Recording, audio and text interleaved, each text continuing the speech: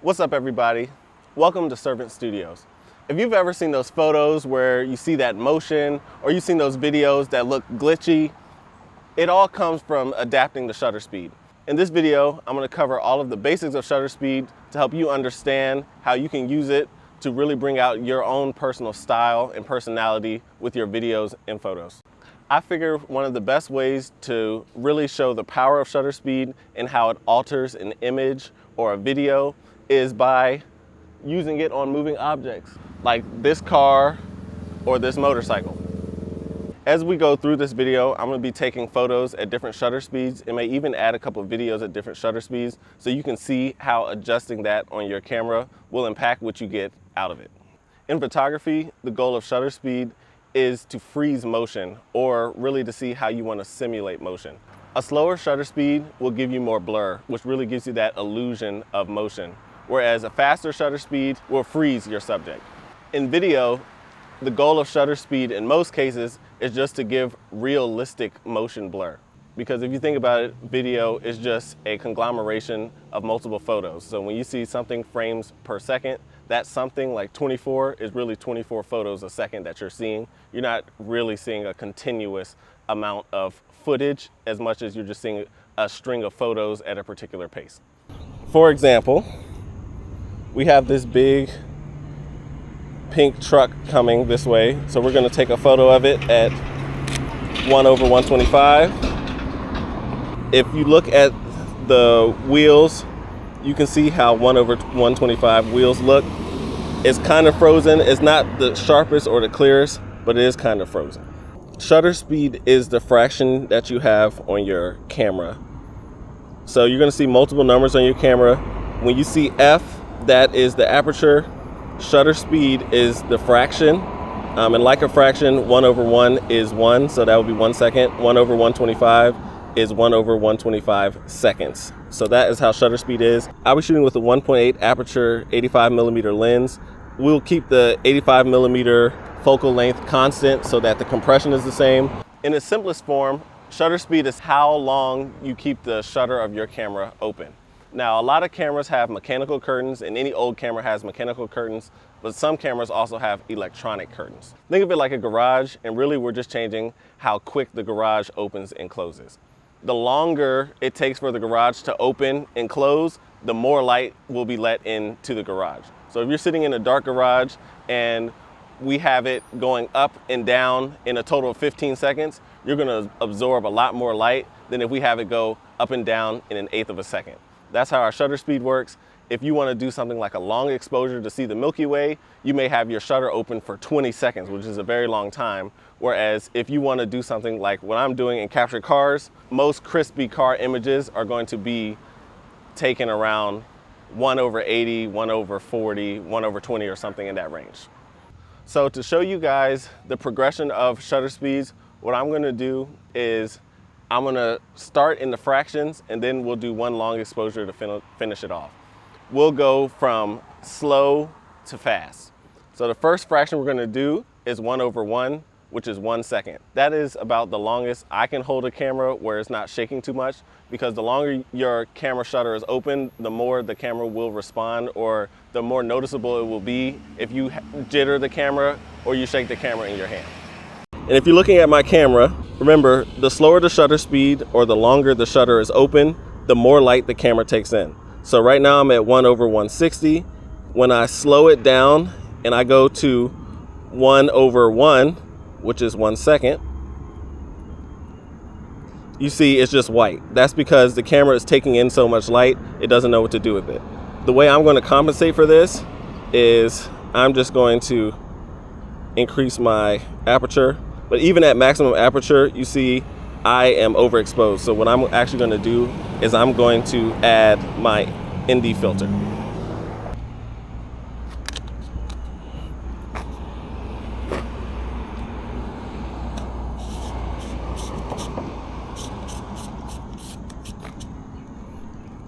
Now that I have my ND filter added, I can readjust the aperture. And this is all called the exposure triangle. You have shutter speed, you have your shutter speed, your aperture, and your ISO. and those all determine the amount of light you have coming in to the sensor. So right now we have F9, and we're still a little overexposed. All right, let's try to catch this blue car coming. It's gonna take a while.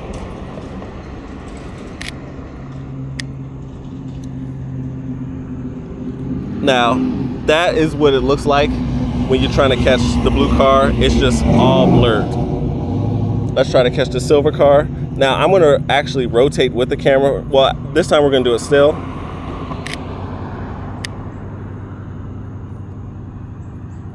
As you see, you can barely see the car. You just see a streak. So there are a couple ways when you do have a slower shutter speed to still get a clear image. If you want to do just a long exposure, you will get a streak of light like so. I see the car coming.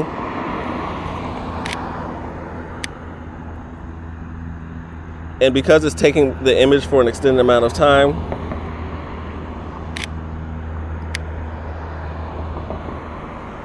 you see I'm just getting a streak.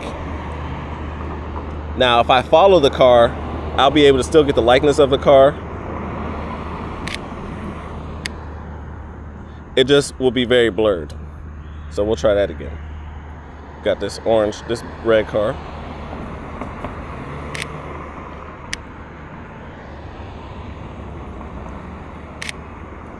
Now you see why most people aren't going to shoot at this speed, because the shutter, when the shutter is open, you can't actually really see anything.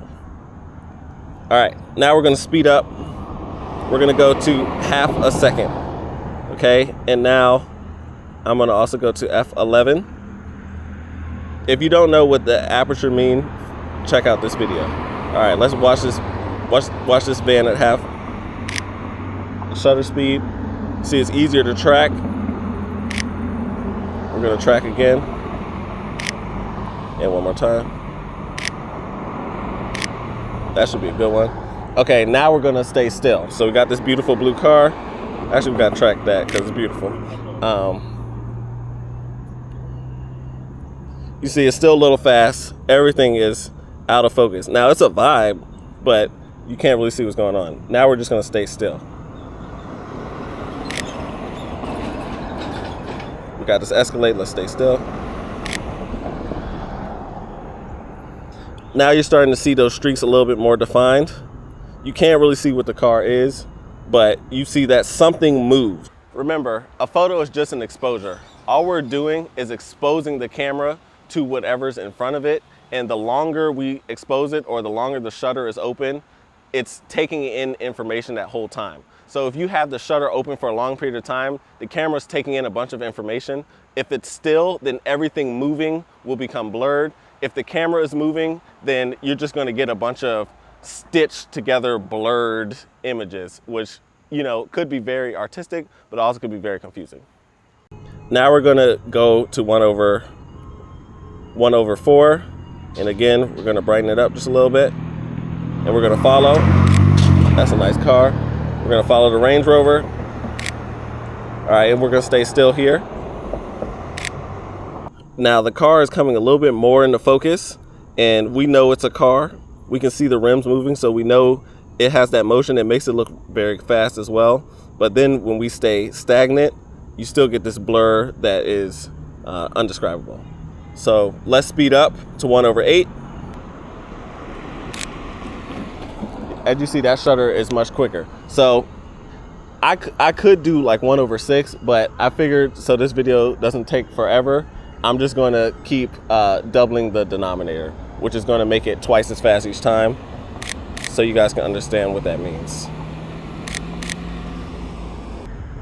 Sun's coming out, doesn't help.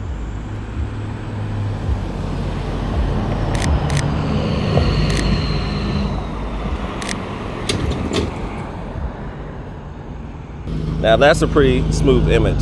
So the thing about this is the slower your shutter speed, the more perfect you have to be with both your focus and moving the camera with the car. When you have your shutter speed faster, it gives you more room for error with camera jitters, like I mentioned before. And now we're going to do 1/8 stagnant when we get another car.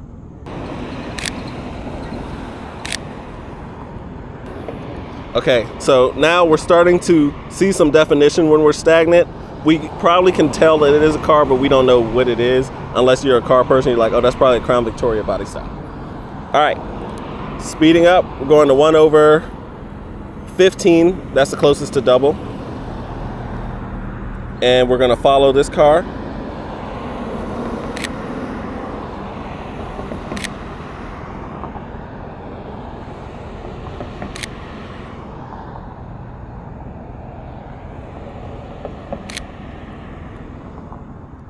Now, as you see, these cars, you guys can tell from the camera, from the recording, that these cars aren't going super fast, but the way we're getting these images, it makes it look like the cars are moving very fast, because when I'm following it, right, I'm trying to make the car the constant, which means because the shutter speed is still relatively slow, it's going to blur the background because the car is moving past the background. And if I just focus on the background or I keep the camera stagnant, then the car is going to be the blur. All right, sun goes out. Okay, so now we're just going to find a car and we're going to stay stagnant. Remember, this is 1/15.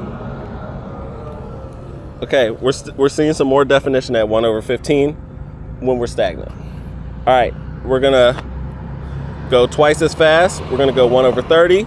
You guys also see that I am lowering my aperture, which is gonna also make the background more blurry from a depth perception style as well as motion blur.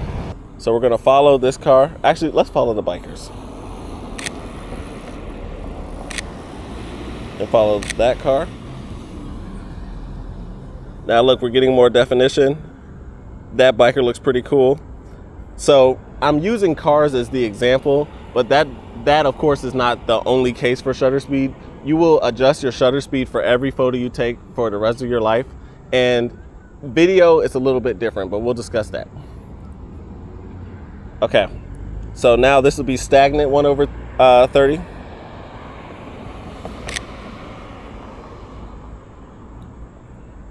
Good. Now we're going to break our doubling cycle and we're going to do 1/50. We're doing 1/50 because that's one of the most common shutter speeds for video. So 1/50, let's catch this truck, follow it, follow this car, follow this car. And then as you can see now, the wheels are starting to have a little bit more definition. One of the important things of shutter speed, if you are stagnant, so like even if I'm moving the camera, I'm not moving at the same speed of the car because I'm moving 0 miles per hour and my camera at most is moving probably like 5 miles per hour. So if I was doing something called rollers or I was in a car and my speed was matching the car, then that would change a little bit of how I would need to adjust the shutter speed. One of the rules of thumb with that is to just go 1 over the speed that you and the other car that you're taking a photo of are going, and then try to slow it down from there. Okay, let's look at this car, follow it. See. It's much easier to follow because I can see it. Now we're going to go stagnant at 1/50.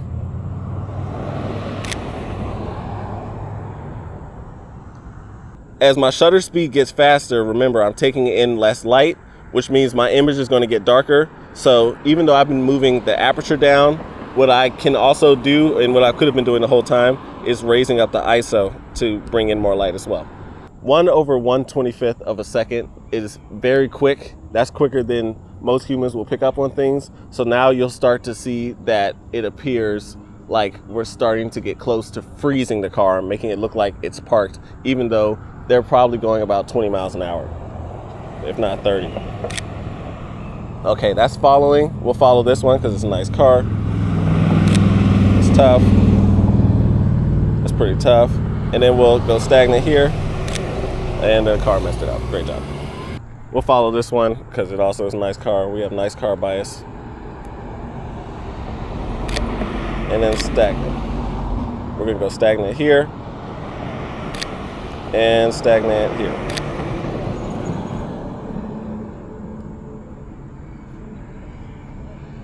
Oh, we gotta follow the motorcycle.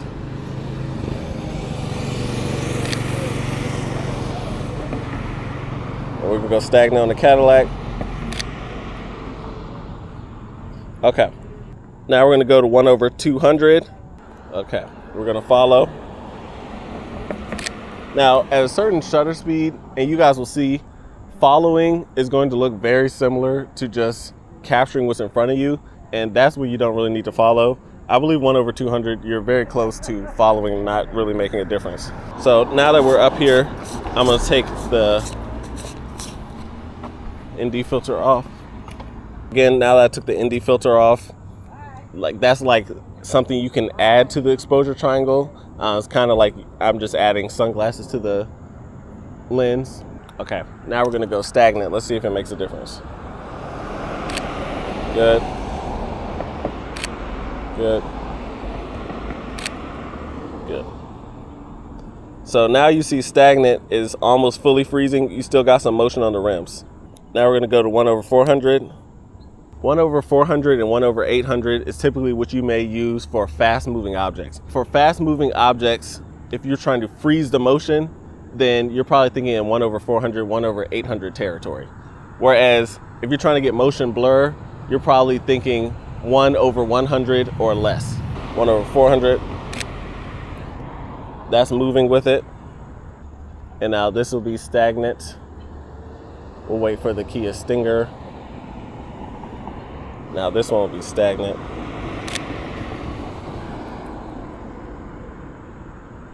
Very bright. Now we'll go 1/800. 1/800 again is going to be double the speed of 1/400. So you see there is no motion blur here. I got the whole truck in one image. It's not blurred. Like you see the wheels, it almost looks like it's not moving at all. So 1/800, if you're doing sports photography or something like that, 1/800 is going to freeze that subject almost entirely. And then 1/800 is going to be the fastest one we use, because in most levels of photography you won't need anything faster than that. But if you are doing something like wings of a bee or a bird, you may need to do something even faster than that, but that will come from your experimentation and expertise. Okay, now we're going to do video. The rule of thumb for video is your shutter speed is typically set to 1/double your frame rate. My frame rate for the duration of this video has been and will continue to be 24 frames per second. So up to this point, my shutter speed has been 1/double that, which is 1/48, but I don't have 1/48, so I just do 1/50 as the shutter speed. That gives natural and normal motion blur, as you can see here, again mimicking what we see naked with our naked eye. If I want to make it really blurry and you get a lot of motion blur, what I'll do is I'll slow down the shutter speed, but again, I'm keeping the frame rate constant. And then to make it really glitchy, what I'm going to do is I'm going to speed up the shutter speed. So we'll do 4 tests. We'll do 1/50. So this is the first test. You see the motion blur. And then we're going to do 1/15 next. We'll do 1/125. And then we'll do something crazy like 1/400. Okay, so this right here is 1/15. As you can see, it's very blurry. If you want to get that kind of blurry effect where people are moving like that, then you could start at 1/15 and maybe even go slower, but that kind of gives you that blurry effect. A lot of times you'll see that in dreams, or when people are going over in a movie like something that happened that was bad, or even when they're drunk or something like that in the movie. Next one we're going to do is 1/120, which is going to look drastically different than this. Okay, this is 1/125, shutter speed 1/125. See me waving my hands. Still got a little bit of motion blur, but it's a little bit more fidgety. And then if I come at you like this, like I'm not really blurring that much at all, because I can move my hand much faster than I can move my head. So this is how that looks at 1/125 shutter speed. Again, 24 frame per second frame rate. Okay, this is 1/400. I figured 1/400 would be even more dramatic. You can't really tell when I'm just sitting here talking to you, but if I wave my hand, I feel like 1/400 is dramatic. It is harder to see video than it is in photography, in my opinion, but I think it's when I move my hair or do stuff like that at 1/400 versus 1/50, then you can see it's a big difference. So this is Shutter Speed Explained. If it has helped you, please definitely drop a like, subscribe, share it, save it. The goal is, the goal is to put all of these helpful hints on my channel to help you guys, again, be able to make an impact with your camera, both in the world, positively, sharing good messages, sharing your life stories, but also financially. I want to help build photographers and videographers up so you can do professional work in a professional manner and then bring your own perspective and ideas to it. So this channel is going to teach the fundamentals, teach the basics, but then also teach advanced tricks and tips so you can add your own flair. And I really believe that if you are an artist and you can add your own flair, at some point you won't have to go to people, people will come to you. So that's the goal. Definitely, again, like, subscribe, save, and I'll see you guys in the next video. Peace.